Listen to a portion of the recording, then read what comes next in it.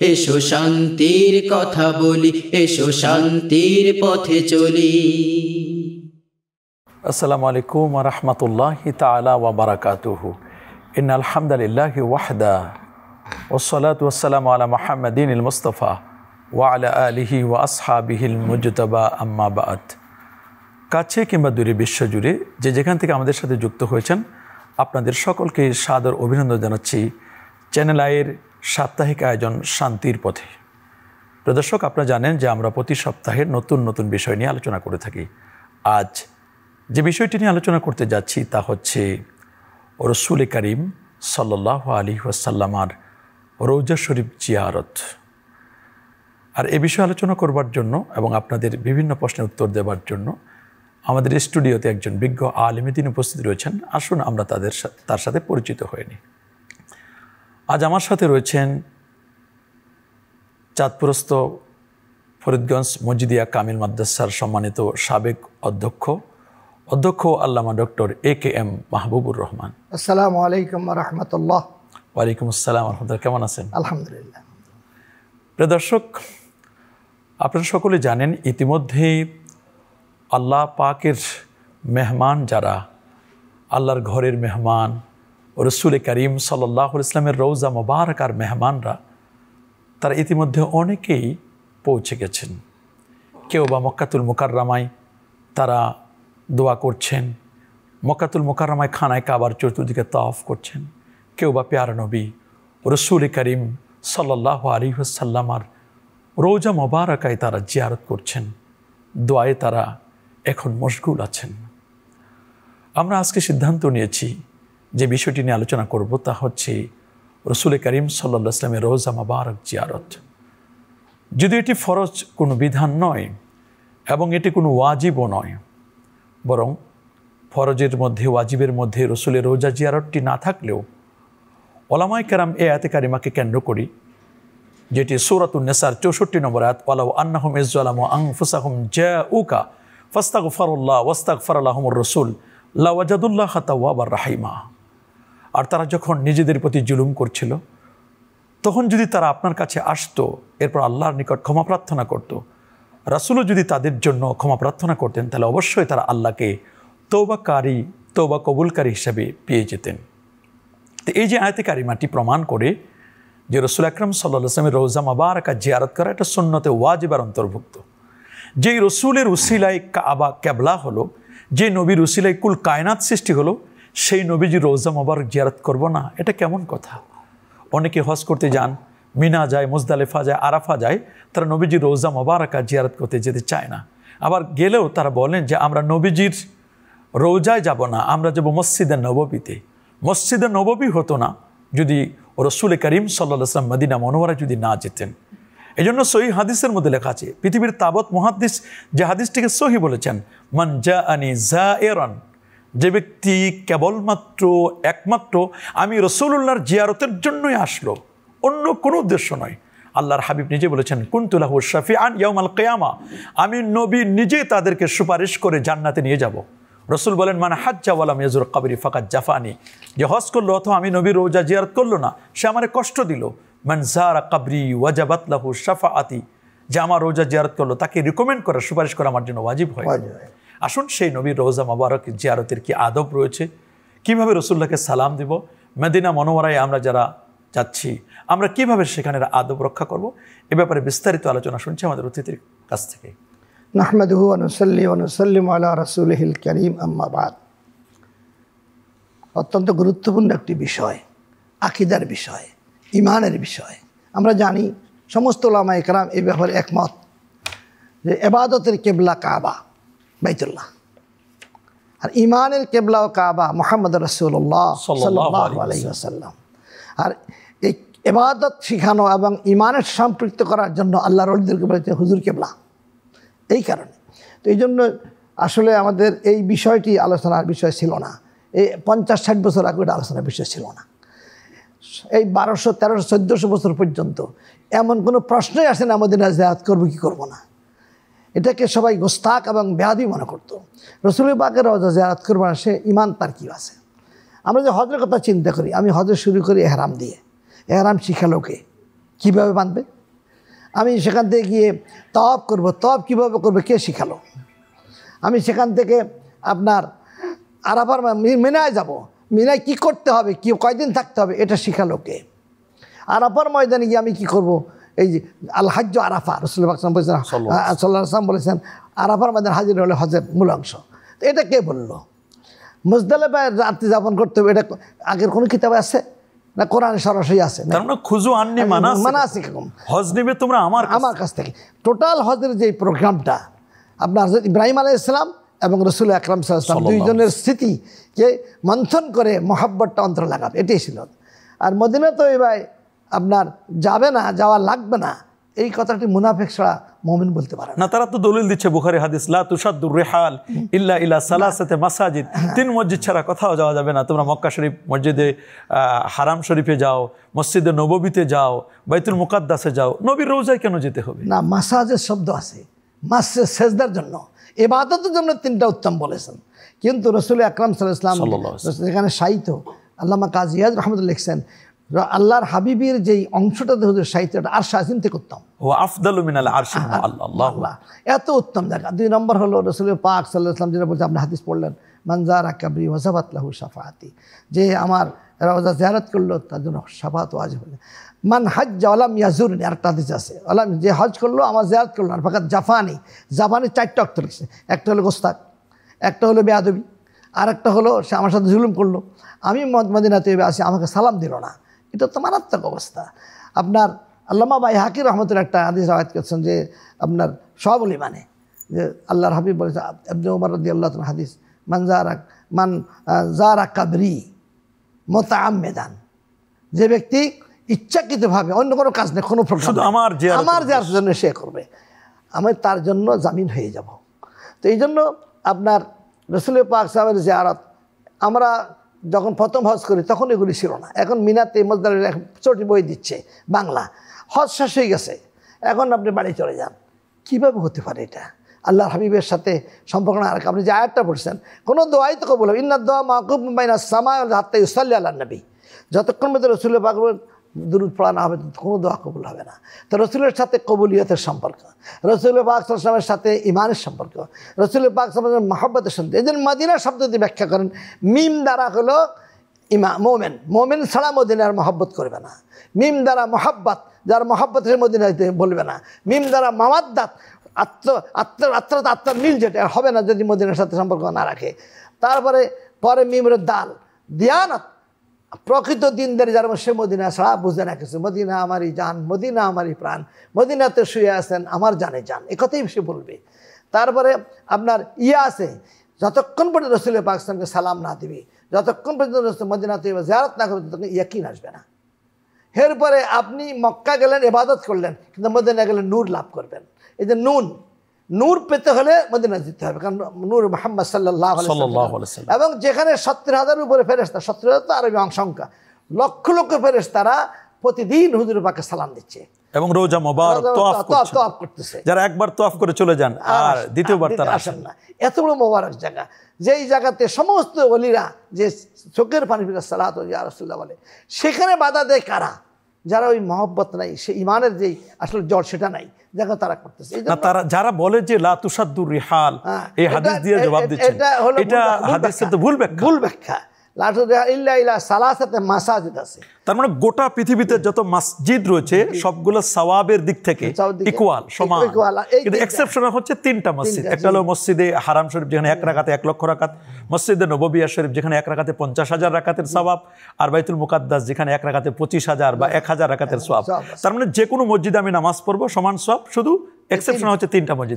এই হাদিসে তো এই কথা বলা হয় নাই যে এই মানে পৃথিবীর কোথাও যেতে পারবে না, 3 মসজিদ ছাড়া আর কোথাও সফর করা যাবে না। বুখারী শরীফের এই হাদিসের হাসিয়াতে লিখছেন আল্লামা সাহারানপুরি যে হাদিসের অনেকগুলো আপনার এই ভুল ব্যাখ্যা আছে, তাহরিফ যেটা বলা হয়। এই হাদিসটা মারাত্মক ভুল ব্যাখ্যা, কারণ হলো এর সাথে জিয়ারতের কোনো সম্পর্কই নাই। আপনার মসজিদে যে নামাজ পড়লে 50 রাকাত সওয়াব পাবে, কিন্তু আপনার রসুল যেখানে বলা হয়েছে রাসূল পাক সাল্লাল্লাহু আলাইহি ওয়াসাল্লামের রওজা মুবারক দেখে যদি কেউ তাকায়, তার মধ্যে নূর ঢুকে, মহব্বত ঢুকে। জান্নাতুল বাকিতে যারা জিয়ারত করে, তারা সাহাবায়ে কেরামের ফয়েজ বরকত। আমরা শুনবো ইনশাআল্লাহ জান্নাতুল বাকির জিয়ারত, নবীজির শাফাআত, নবীজির হায়াতুন নবী। একটি ফোন অপেক্ষা করছে। জি, আসসালামু আলাইকুম ওয়া রাহমাতুল্লাহ। আসসালামু আলাইকুম হুজুর। ওয়ালাইকুম সালাম ওয়া রাহমাতুল্লাহ। আপনার প্রশ্নটি বলুন।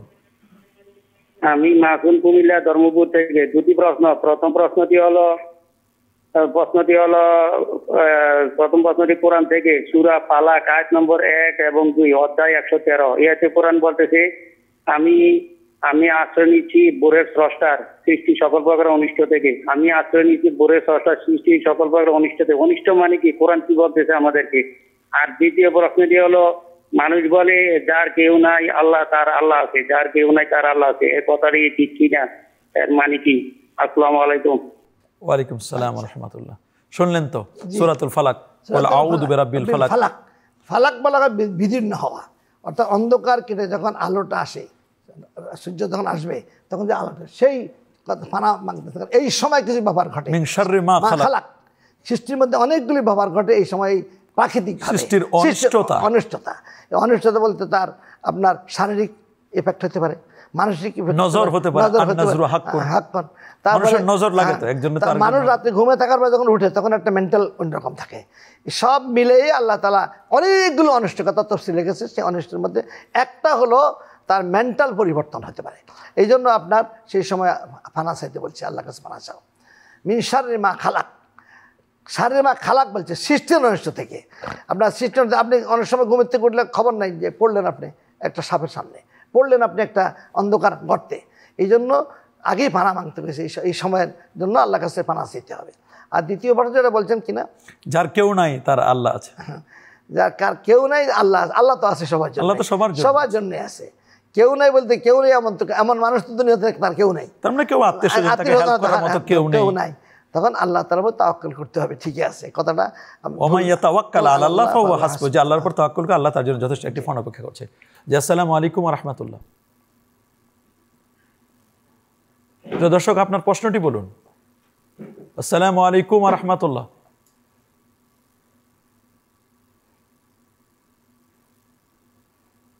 মনে হয় সংযোগটি বিচ্ছিন্ন হয়ে গেছে। তা আমরা স্বাভাবিকভাবে আমরা জানি যে একজন হাজী সাহেব, তিনি যখন অনেক সময় মক্কাতুল মুকাররমায় আগে যাওয়া হয়, অনেক সময় মদিনা শরীফে আগে যাওয়া হয়। হজের আগেও মদিনা শরীফ যেতে পারেন, অথবা হজ্জের পরেও মদিনা মনোমরে যেতে পারেন, এতে তো কোনো বাধা নেই। তবে ওলামায়ে কেরামের কেউ কেউ বলছেন যে হজের পরেই মদিনা যাওয়াটাকে কেউ কেউ ভালো বলেছেন, উত্তম বলেছেন, তবে আগে পরে যাওয়াতে কোনো বাধা নেই। তো একজন হাজী সাহেব তিনি যখন মদিনা মনোমরা যাবেন, রসুল আকরাম সাল্লাল্লাহু আলাইহি ওয়াসাল্লামকে সালাম দেবেন, বাবুস সালাম দিয়ে, তার ফিলিংসটা তো এমন হবে যে রসুল আকরাম সাল্লাল্লাহু আলাইহি ওয়াসাল্লাম রওজা মোবারকায় তিনি আমাকে দেখছেন, আমার আমলগুলো তার কাছে পৌঁছছে, এবং তিনি হায়াতুন নবী, তিনি রওজা শরীফে জিন্দা রয়েছেন। অনেকে মনে করে নবী মরে পচে গলে শেষ হয়ে গেছেন, এই কথাগুলো তারা বলছেন। যাওয়ার দরকার নাই, অথচ রসুল তো হাই, তিনি তো জিন্দা নবী। এই বাধাটার কারণ হলো ওই আকীদা, মুহাম্মাদুন মা তাহুয়া ফিত তুরাব লা ফায়দাতা লিজিয়ারাতিহি। এটা ফতোয়া। মুহাম্মদ সাহেব মরে গেছে, অভাবিত্তুরা মাটির সাথে মিশে গেছে, তার যাত কোনো ফায়দা নেই। যেখানে মাটির সাথে মিশে তার ফায়দা কী ফায়দা? এই আকিদাটাকে সাবেত করার জন্য ডাইরেক্ট না বললো এই কাজটা করা হচ্ছে। তো একদম আহলে সুন্নাত জামাতের আকিদা হলো, কেউ যদি মনে করে হুজুর পাক আমাদের মতো মরে গেছে, জিন্দা নাই, তাহলে সে মুসলমানের দরজাতে খারিজ হয়ে যাবে। এবং তিনি মাটির সাথে মিশে গেছেন, এটা তো আল আম্বিয়া আহইয়াউন ফি কুবুরিহিম, সব নবীরা জিন্দা। তারপরে আপনার নবীদের জাসাদ খারেজি একেবারে ইমানতের দরজা থেকে খারেজ না করে কমপক্ষে পথভ্রষ্ট গোমরা, এটা তো বলতে কোনো বাধা নেই। তিনি অভিশপ্ত, তিনি পথভ্রষ্ট, তিনি বেদাতি। তার এই যে কার্যক্রমটি নিঃসন্দেহে এটি কোরআন এবং সুন্নাহ বিরোধী। যেখানে কোরআনে আল্লাহ পাক রব্বুল বলেছেন যে লা তাকুলু লিমান ইউকতালু ফি সাবিলিল্লাহি আমওয়াত, তো রসুল আকরাম সাল্লাল্লাহু আলাইহি ওয়াসাল্লাম তো দুই ধরনের শাহাদাত হয়েছে তার। এটি সাধারণ শাহাদাত, সাধারণ মৃত্যু ইন্তেকাল, আর একটা যে শাহাদাতের ইন্তেকাল। তার তো মানসাবে নবুয়াত ছিল, তারপরে তিনি সুম্মা উক্তালু সুম্মা উহিয়া, সুম্মা উক্তালু সুম্মা উহিয়া, তিনি জুজি ফজিলত কামনা করেছিলেন। এবং সমস্ত ওলামায়ে কেরামের এখানে ইজমা যে সমস্ত আম্বিয়া আলাইহিমুস সালাতু ওয়াস সালাম, ইন্না আম্বিয়া আল্লাহি আহইয়াউন ফি কুবুরিহিম ওয়া হুম ইউরযাকুন ওয়া হুম ইউসাল্লুন, সমস্ত নবীগণ আপন আপন রওজা মুবারাকায় তারা জিন্দা, আল্লাহর পক্ষ থেকে রিজিক প্রাপ্ত। এবং সহিহ মুসলিমের যে বর্ণনা, রাআইতু মূসা আন্নাহু ইউসাল্লি ফি কবরি ওয়া হুয়া কায়েম, মুসা নবীকে দেখলাম কবরের মধ্যে দাঁড়ায় দাঁড়ায় নামাজ পড়তেছে। তো অনেকেই বলে রিজিক পায়, তো রিজিক পেলে কি খায় তারা, গোস্ত রুটি তাদেরকে কে দেয়, রান্না করে কে? সবার রিজিক তো আর সব রকমের রিজিক তো এরা রিজিক বুঝে না। রিজিক মানে হলো যা যা তার উপকার হয়, উপকরণ, জীবন উপকরণ বাংলা অর্থ। রিজিক মানে ভাত ডাল এটা না, যার যা প্রয়োজন, রুগীর জন্য ওষুধ প্রয়োজন, এটা তার রিজিক। এই জন্য আপনার আম্বিয়া কেরাম আলাইহিস সালাম কবর মোবারকে বা রওজা মোবারকে যে রিজিক পান, তাদের রোহানি খোরাক, তাদের আল্লাহর সাথে মহব্বতের খোরাক পান। এই জন্য আপনার যদি কেউ বলে যে কই রসুল যদি জিন্দা, দাওয়াত দেন আর মুরগি গোস্ত খাওয়ান, এটা একটা বেকুব ছাড়া মানুষ বলতে পারে না। ইন্তেকালের পরে হালাত ভিন্ন, আলামে বারজাখের, আর দুনিয়াতে হালাত ভিন্ন। ওখানে রেজেক পান এবং রেজেক দেন, এটাও আছে। হযরত আল্লামা সমহুদি বলতেছেন, জমহুদ্দি রহমতুল্লাহ আলাইহি বলতেছেন, আমি এবং আপনার আরেকজন বড় মুহাদ্দিস আমরা উপবাস এমন অবস্থায় ছিলাম যে মদিনাতে ক্ষুদে এখন জীবন যায়, কোনো রকম আসতে পারতেছি না। রওজা শরীফে সালাম দিই, ইয়া রাসূলুল্লাহ আমরা আপনার মেহমান, আপনি যদি আমাদের কিছু না দাম, বাঁচতেছি না। এবার আমি শুয়ে গেলাম, সব স্বপ্নে দেখে যে রাসূল পাক রুটি নিয়ে আসছেন। রুটি আমি একটা খাইলাম, আর একটা অর্ধেক খাইছি, আমার মুখে আটকা। আল্লামা আবুল খায়ের আক্তার বক্তব্য ওয়াফাউল ওয়াফা ফি আখবার দারুল মুস্তাফা এই কিতাবের মধ্যে রুটি তার মুখে। সুবহানাল্লাহ। হযরতে ইমাম হুসাইন রাদিয়াল্লাহু তাআলা আনহুকে যখন কারবালার ময়দানে হযরতে আলী আকবর আসবে, বাবা আর বাঁচি না, জীবন যায়, পানি দাও। পানি কোথা থেকে দেবো আমি? তখন তার গায়ে অনেকগুলো তীর বিদ্ধ। বলছে, বাবা তুমি যাও, আমার নানা তোমাকে পানি খাওয়াবে। তার তারিখে তাবারি দেখেন। তারপরে সেখানে যাওয়ার পরে তখন আক্রমণ করলো, আর সে পড়ে গেল। পড়ে যাওয়ার পরে আপনার সেখানে চিৎকার দেবে, ইয়া আবাতি ইন্নাকা লা সাদাক, আপনি সত্য বলেছেন, এই মাত্র রাসূল পাক আমাকে পানি খাওয়াই চলে যাচ্ছেন। সুবহানাল্লাহ। আমরা শুনবো, একটি ফোন অপেক্ষা করছে। আসসালামু আলাইকুম ওয়া রাহমাতুল্লাহ। আসসালামু আলাইকুম ওয়া রাহমাতুল্লাহ। কে লাইনে আছেন? আপনাদের প্রশ্নটি বলুন। আসসালামু আলাইকুম ওয়া রাহমাতুল্লাহ। আমাদের সংযোগটি বিচ্ছিন্ন হয়েছে, আমরা আলোচনা যাচ্ছি। তাহলে আমরা বুঝতে পারলাম রাসূল আকরাম সাল্লাল্লাহু আলাইহি ওয়াসাল্লাম তিনি রওজা মুবারাকায়, তিনি হায়াতুন নবী, তিনি জিন্দা নবী। তা আমরা যে মদিনা মুনাওয়ারায় যাব, আমরা কোন কোন জায়গা ভিজিট করতে পারি জিয়ারতের উদ্দেশ্যে? তো অনেক জায়গা তো রয়েছে, বিশেষ করে জান্নাতুল বাকি কবর জিয়ারত। অনেকেই কবর জিয়ারতকে পছন্দ করে না, কবরের কাছে যাওয়াটাকে পছন্দ করে না। অথচ আপনি জানেন যে খোদ নবী করিম সাল্লাল্লাহু আলাইহি ওয়াসাল্লাম তিনি নিজেই তার আম্মাজানের কবর জিয়ারত করেছেন, তার আব্বাজানের কবর জিয়ারত করেছেন। রাসূল বলেছেন, কুনতু নাহাইতুকুম আন জিয়ারাতিল কবর, আমি তোমাদেরকে একালে কবর জিয়ারত করতে নিষেধ করতাম। আল আনফাজুরুহা, তোমরা এখন কবর জিয়ারত করো। ফাইন্নাহা তুযাক্কিরুল মাউত, কবর জিয়ারত করলে মৃত্যুর কথা মনে পড়ে। তুযাক্কিরুল আখিরা, আখিরাতের স্মরণিকা হয়। তুজাহিদু আনিদ দুনিয়া, লোকটি দুনিয়া থেকে বিমুখ হয়। কবর জিয়ারতের আদবটা কি? কিভাবে কবর জিয়ারত করবে? কি মনে করবে তিনি? মদিনাতে ভাই অনেকগুলো কাজ আছে। আমরা শুনবো, একটা ফোন অপেক্ষা করছে। জি, আসসালামু আলাইকুম ওয়া রাহমাতুল্লাহ। ওয়া আলাইকুম আসসালাম ওয়া রাহমাতুল্লাহ। জি, আপনার প্রশ্নটি বলুন। ওয়া আলাইকুম আসসালাম। জি, প্রশ্নটি বলুন। জি, ওই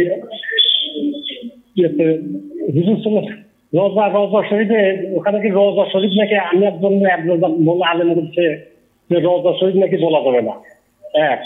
আর দুই নম্বর নাকি ওখানে শুধুমাত্র নামাজ পড়ার জন্য, 2 রাকাত নামাজ পড়ার জন্য যাওয়া যেতে পারে, কিন্তু রওজা কোনো সালাম দেওয়া যাবে না, এটা নাকি কবিরা গুনাহ।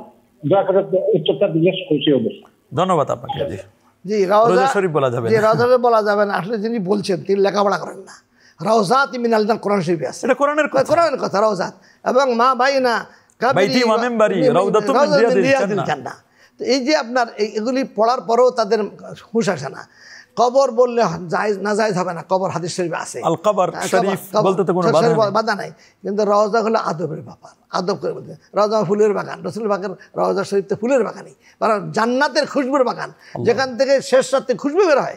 অনেক উলামায়ে কেরাম আপনার নাকের মধ্যে খুশবু পেয়েছে না, যাদের নাক নষ্ট হয়ে গেছে তাদের কাছে তো আর খুশবু আসবে না।